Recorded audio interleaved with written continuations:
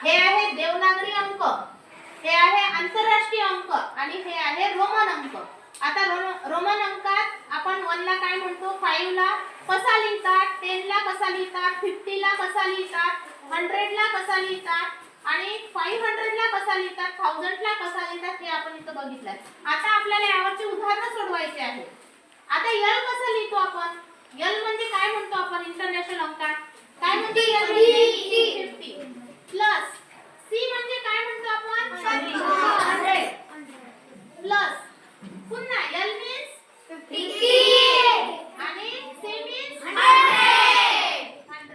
आता 50 plus 100 150 150 plus 150 150 plus 150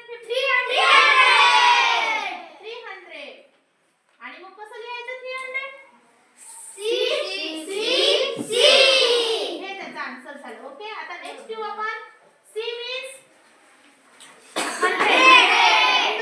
आता हा अंक म्हणजे काय? 10 आणि इंटू म्हणजे गुणाकार करायचा आहे आणि हा अंक म्हणजे काय? 5 झालं.